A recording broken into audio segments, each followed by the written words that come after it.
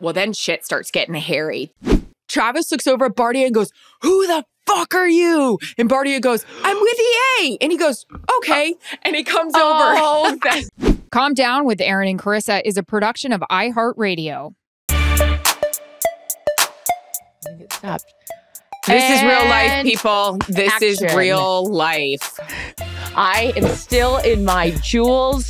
This is not the heart of the ocean.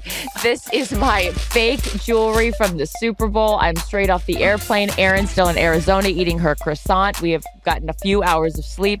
I'm the gal that needs to jump on that flight and get out of there. Erin is leaving in a few more hours. Yeah, because you're fancy and leaving with a better group. So I'm the Southwest Boarding Zone 12. Anywho, it is the Monday after Super Bowl. This is the Calm Down podcast. And for you guys that were so sweet and even sent us DMs of when you were watching, even whether it was our fun little segment we got to do together or just any part of yesterday's coverage on Fox, you guys were very sweet and it was fun to see. First of all, I need to relax. It was fun to see everyone's reaction to us. I mean, first of all, it was 2 minutes, so let's not pretend that we were 5 hours of the pregame. But Jared goes, "What'd you get? 3-4 minutes?" I go, "Relax. We got maybe a minute and a half." I know that we really had to, I ain't too proud to beg for more minutes together. But it is Monday after the Super Bowl. Erin, every 3 years, gets to have this incredible honor of working the game. She does her hits. She does all of her halftime stuff, which I need to get into all of that. So without rambling on, because I have a lot of questions for you, because we haven't even had a chance to talk about this because we were just straight into some cocktails and post-Super Bowl celebrations, which we will also expand upon. But just overall for you, how was yesterday? Let's recap the week. It's a long week for both of us. We both got here on Monday. It started with press on Tuesday. And you think, oh my God, this week is going to take so long. It flies. And we have numerous engagements to do. You and I and our guys finally got a dinner together, on Friday, which was so nice. And really, really sweet. And our boys got to hang out. But the week is long. The build up to Super Bowl is a lot. How would you describe it? Yeah, I mean, I think that it's always different when it's our game, right? Where every 3 years in this particular time, it'll be 2 in 3 years. But yeah, you want to, it feels like a lot more added responsibility because you're actually working the game. So different obligations for that. But also, I'm just someone who has bills to pay and there's opportunities at the Super Bowl. So I try to bounce around and swipe up, swipe left and do little fun engagements with different opportunities there. But it was good. I think we've talked about it before too. As I get older, I'm not interested in going to the parties. There used to be the Justin Timberlake, the Jay-Z. I wanted into that DirecTV party so bad. Yeah. Oh my God. Oh yeah, I'd go back to that in a heartbeat. Please, when is that happening? When's that reunion? But I'm not interested in standing in line and doing all of that anymore.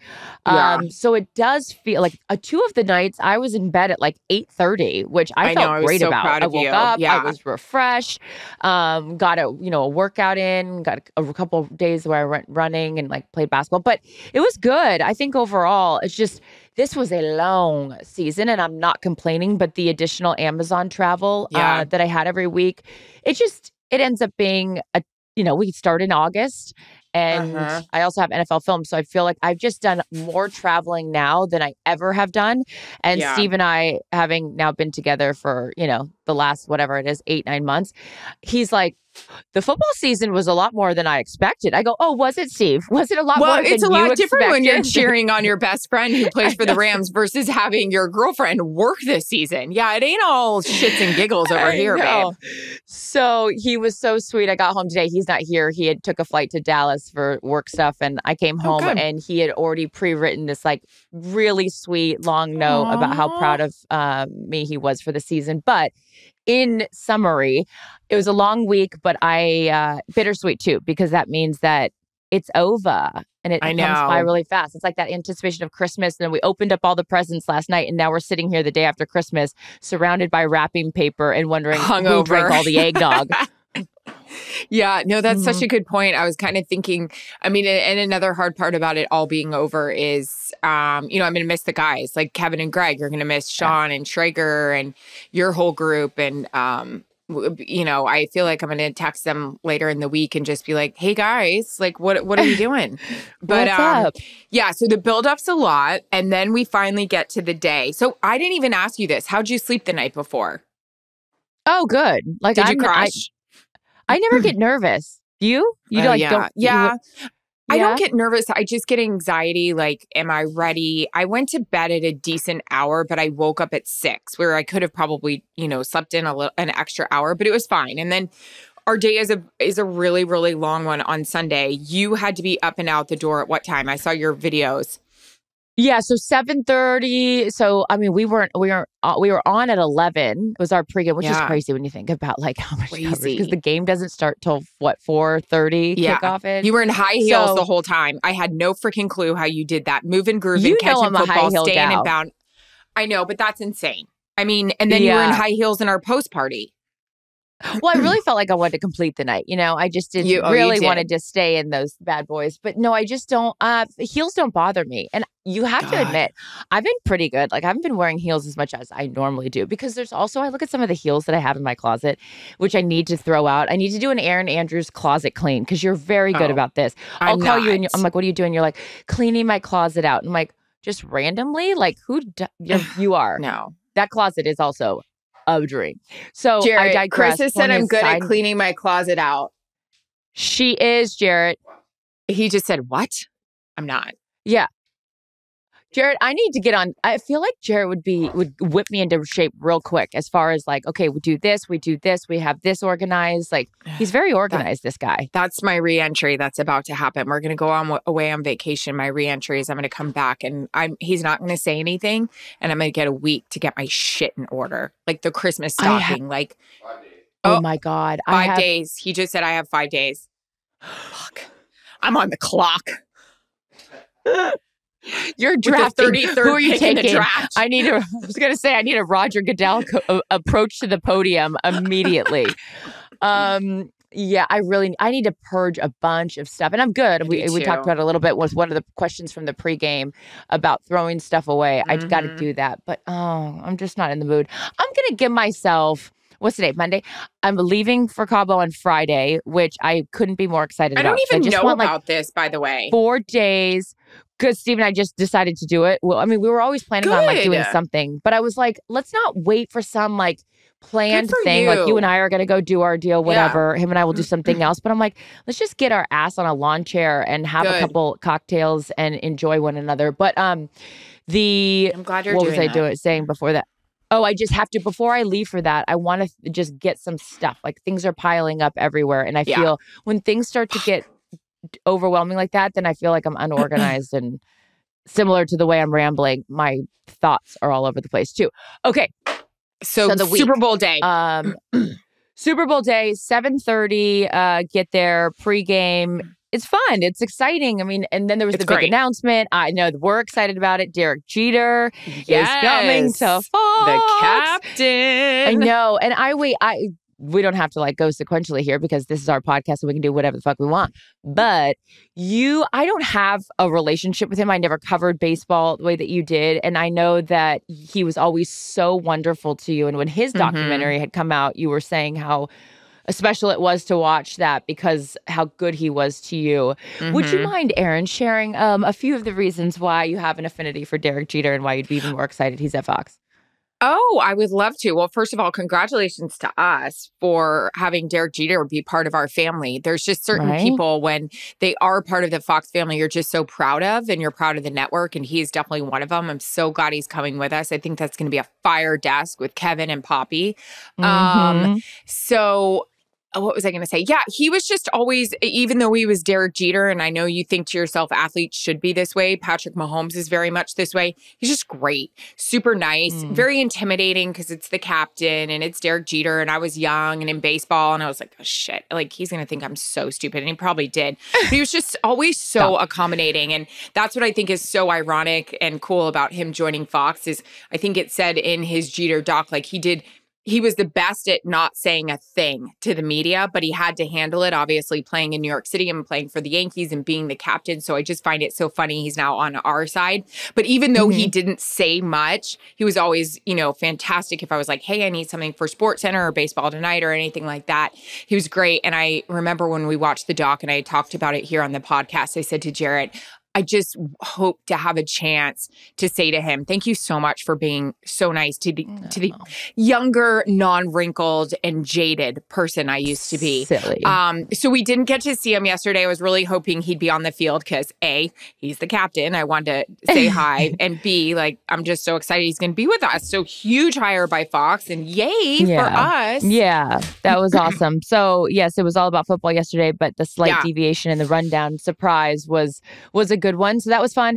And just, it's the Super Bowl. And I can't overstate this. And I think a lot of the emphasis for me is because I have worked as a production assistant and behind the scenes. There is so much that goes into putting on a Super Bowl. Something as simple as the Fox decal on the back of the golf cart where they transport us back and forth. And just the security stuff and having pens or tissues or mints even on the set. Someone had to pack those. Someone had to make sure they were there. I really, truly appreciate how much effort and time and thoughtfulness goes into everyone behind the scenes and making sure that they make us have the best day. So I don't know if people at Fox are probably over us, but if anyone's listening to it and you are a part of that, I just really, and I didn't get a chance to thank you personally. Thank you, because it's awesome. And Fox, the product, just on air, if I wasn't, I'd be the colors and just everything that might sound silly, but I remember David Hill, who used to be the president of Fox Sports back in the day, was so much of sports television is consumed in a bar or a restaurant and the volume is not always on. So if the colors are bright and people are laughing and people are smiling, it catches your attention and you're like, wow, look, I want to watch that. And so I just think I'm proud to be a part of the production because it's 100%. A good one. And we have an awesome crew from freaking the nonsense of Gronk or Coach Payton or, Charles Woodson. We have got great, Terry, Michael, the whole thing.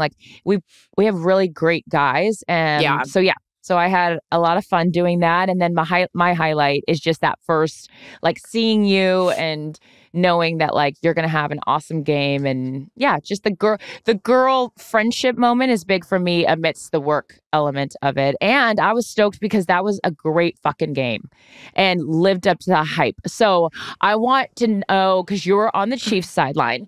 So you do your hit pregame, all that stuff. And then I didn't talk to you again. And I haven't talked to you after about the actual game stuff. So walk me through what's happening. So the actual game, the first half, obviously, did Philly score? Yeah, when they got the ball, because everybody was talking about why did the Chiefs defer? And then KC came out, and then they scored. Travis had that touchdown, and it was okay, here we go. We kind of thought it was going to, be these two teams that were scoring a lot. I'll take the over. Greg kept saying, I don't know what that means. Greg kept saying, it's a race to 30. Points. It's a race to 30. It's a race to 30. So, but then Mahomes gets hurt, why was he saying that? Race to 30 for points? I'll call him. Greg, where are you? He left at 2 a.m. last night, by the way. I can't believe that guy with the connection. What a dream. I love him. He's great. So, and then Patrick got hurt, and that was wild. And it was oh, man, please, not again. Let's not make this be part of our game where we have to deal with another injury. But, Jarrett said it when I saw him after the game. That guy is just a tough son of a bitch. Already had come in with an ankle sprain. And that's coming from a hockey player that's won 2 Stanley Cups. I don't know if they shot it up at halftime, but he came out. That was such a big deal. How was he going to look when he came out? Came out and with I don't know if I said gingerly on air. Those are hard things to do. The team wasn't giving us anything about him or what happened with that. Did you talk to Andy Reid? I didn't hear your report. No. The Kansas City Chiefs do not make Andy Reid available if the team is losing. You can only speak to Andy Reid at halftime if they are winning or tied. So this was a big moment because their quarterback is hurt and they're down going into the game and they just don't allow him to speak. So I had to report that because that's a big deal. You need to hear how the quarterback is. So I just said, listen, their policy is they don't make him available. We don't have an official update on the ankle, but here's what we observed. And had to talk about him walking out, him kind of smiling as he was throwing. I saw a couple teammates coming up to him. He was shaking his head. He obviously was back on the field. I had told you that he said coming into the game, running and cutting was kind of an already big thing for him. He had that big run in the second half, which was huge. He's just a fucking winner. What a guy. I'm so happy for him. I'm excited to see what he does with this whole legacy. Keep on winning. He's got 2 Super Bowls at the age of 27. This is fucking awesome. I am into this. I'm all in. And like we mentioned about Derek Jeter earlier, he and Travis are just the best. If those are the superstars we're going to have, I'm all freaking in. Like, great story. Did you hear this story yet? Did I tell you about Bardia? No. Grabbing him? So, no. You know, it's a shit show trying to grab these guys. And I literally was like, okay, NFL's like, who do you want? We're like, we want Patrick. But I said, if Travis is there, I want them together. Like they're the best. They're best friends on and off the field. Let's go. I've worked my ass off. I want these 2 together. I don't give a shit. And also they're both so great to deal with that I'm like, I'm freaking holding on to them both and I don't care. So NFL is like, okay, meet us at the 30 and we'll have Patrick. No, you're not. And nothing against the NFL. I've just seen how this goes. And also our show, we want to get to these guys fast so they can then get on the stand with Terry and then get over back to the desk. Like it's not like, we're hey, moving, we'll we're shaking. Mm-hmm. So kind of like what I did with Matthew the year before, I kind of just let Matthew know I was there. Patrick kept seeing me in his peripheral vision, but he wanted to see like Sirianni, wanted to hug certain guys on the Eagles. Yeah. So I'm in his peripheral vision. Well, then shit starts getting hairy. Then there's like people are in it and like bull rushing. Yeah. And like I said out loud, screamed out loud, don't know if this made air. Thank God I'm not pregnant because it's a dangerous situation, but I was like, I'm in it. So I freaking hold on to Patrick's arm, like hold him. And then I get separated. It's like we're in a storm or something. So I hold on to his like security and I'm like on him. I'm on him. He grabs Kelsey. I'm like, yes, yes. And they're live with Andy Reid. I'm like, Z, I have him. Come to me. Okay, we're coming to you next. Then Kelsey walks over because he sees Jason and they start hugging. I grab Patrick. I'm like, I'm going live. And then they're like, all right, Aaron, Bardia, who's my sideline producer, thank God I have him. I said, grab him, get him. Kelsey is like crying, Travis, with his brother. He grabs him after he's done.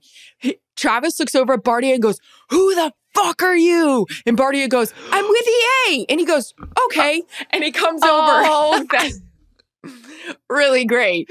That's awesome. But think about that. Like, great. I mean, well, you just described it perfectly because I haven't had that moment where, you know, after a Super Bowl, like having to get those guys, even just a regular season game, it's hard to make sure that these guys get to you. And to your point, whether it's they wanted to say a prayer or they wanted, like, there's all these other things that pull them away. I can only imagine like being in that, but that's where you being who you are and a veteran, like know what to do.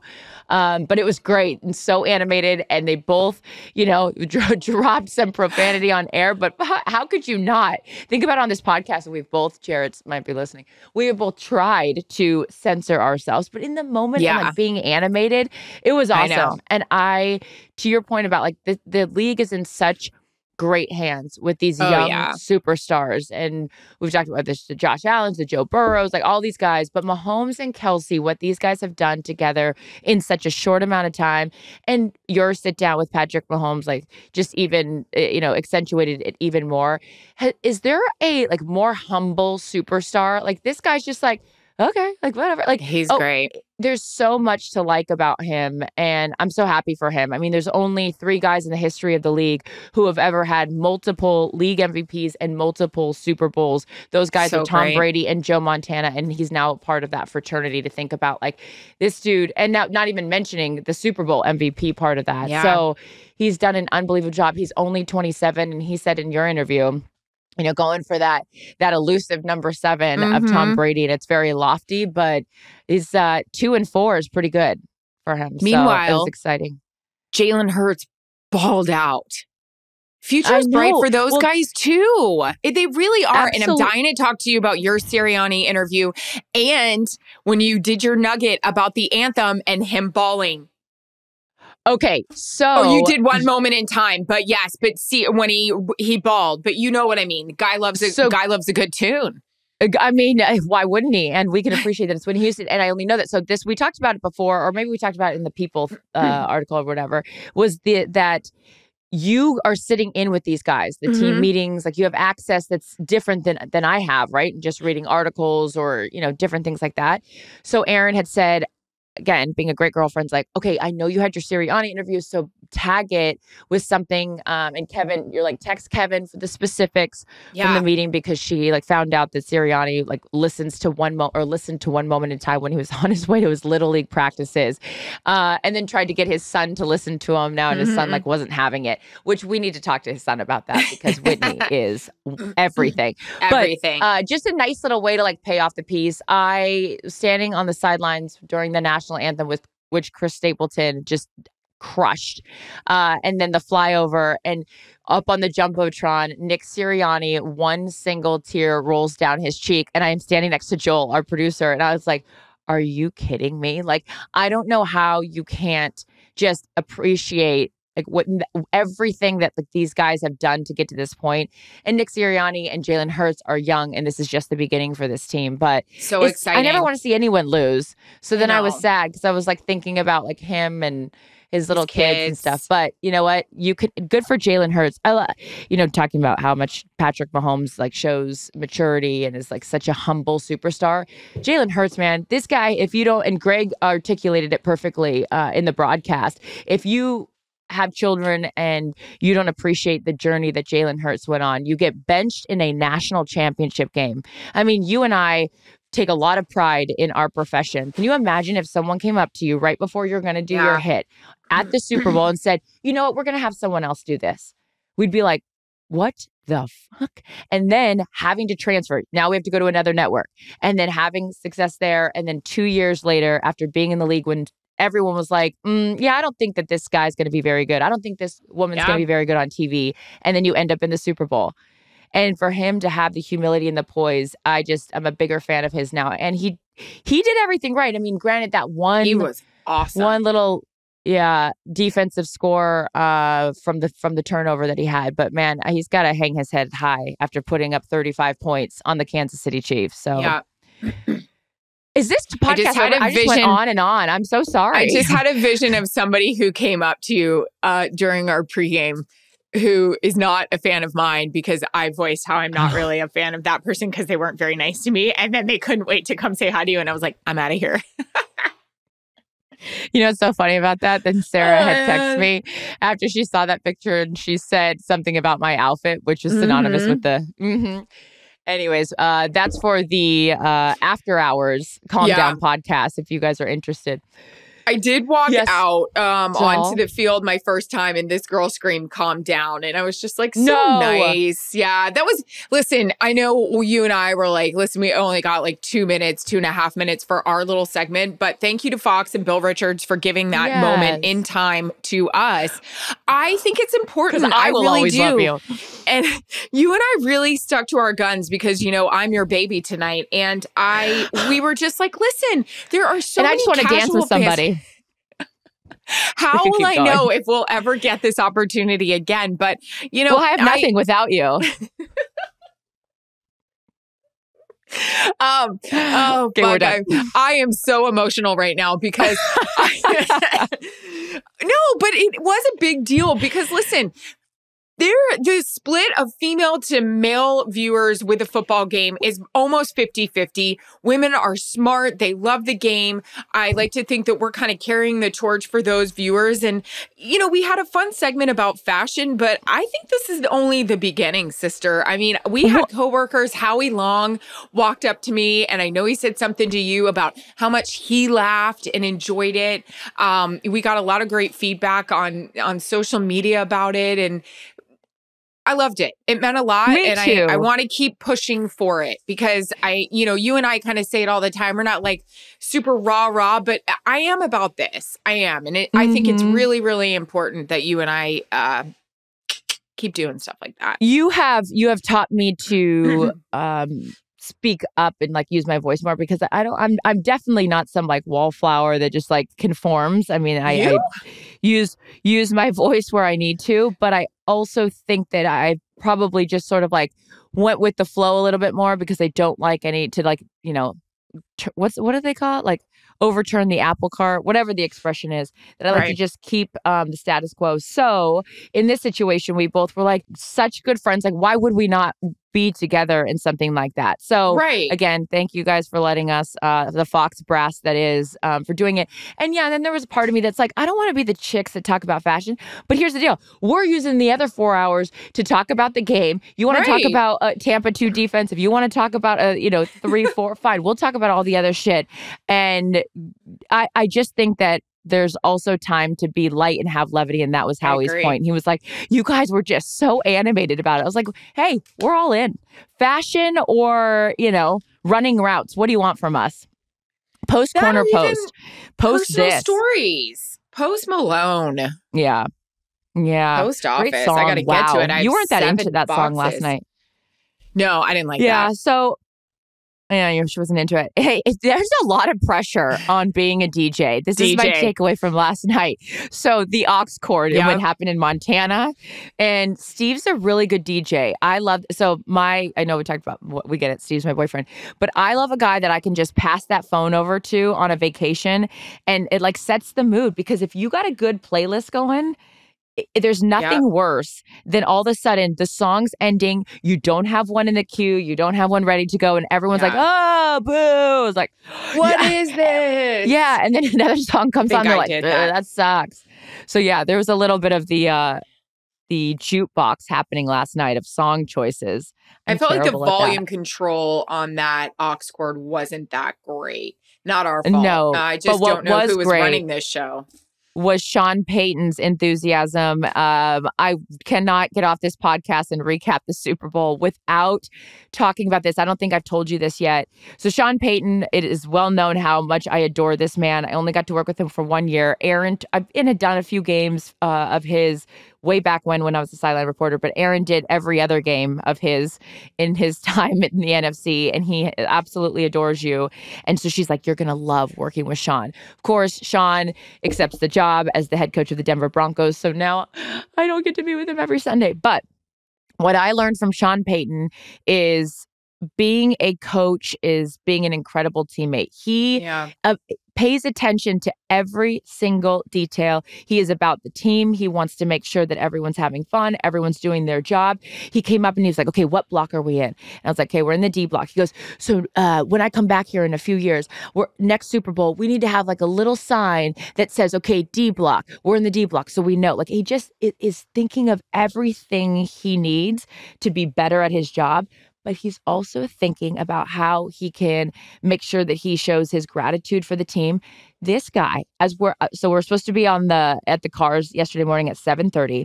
I saw him. He comes walking out of the business center with this rolled up poster thing. And I go, what are we doing here? And he goes, he had printed off the schedule for the day. So it says like, different times everyone had to be where, whatever. And this was just sent in an email, but he went and printed off a poster size. He had everyone sign it, and he's going to make copies and laminate them and send them to everyone so they have a memento from the Super Bowl. It's so I'm sweet. Like, but who does that? It's just so sweet. And it reminded me how lucky we were to have that, but also how lucky those Denver Broncos guys are to have someone like that. This was a year for them that was definitely not a Hallmark one, and I can't wait to see what he does. So, I'm bummed to see him go, but I'm excited to see what he does, because not even that altitude is going to get to that guy. Never. If you can't learn something and be a better player because of him, then you might as well just... Or better person. Sign those retirement papers. Exactly. You need to sign out of that hotel. You got to check out, sister. So as we wind down here on the Monday edition of our Calm Down podcast, I love you. I've said it ad nauseum. I couldn't be more proud of you. You got another Super Bowl under your belt, sister. And again, for two gals that have always wanted to do this their whole life, remember how lucky we are to have the opportunity to do it. And you guys, thank you. I know we say this a lot, but the Calm Down podcast community is so sweet. And it really, really means a lot to me when you guys like make comments or send in the questions and whatnot. So yes, football is over, but that's still obviously a huge part of our lives. So the Calm Down podcast now goes into off-season mode. And so you really never know what's going to happen with these convos and where we're going to, where's Waldo? I'm going to be popping up everywhere. I know. We got to get Greg on the Calm Down podcast. We've got to check in once things calm down with Travis and maybe get him to come on. Jacket. Yes. With who? With Greg, yeah. Greg will be a few episodes. Oh, that'd be He has fun. a lot to say, but we got to get him on. He's the best. It's so good. Oh, we also didn't talk about Rihanna real quick as I'm saying that because I'm wearing this sweatshirt of hers. What a badass, man. That bitch, that bitch better have my money. She pops out a baby like 9 months ago or whatever it is. And then she gets up there suspended at the top of the stadium, pregnant again. She announced that she's having another baby and just did her thing. So shout out to all women who can do it all. Now I got to return my jewels. We're all out of time. Calm Down with Aaron and Carissa is a production of iHeartRadio. For more podcasts from iHeartRadio, visit the iHeartRadio app, Apple Podcasts, or wherever you get your podcasts.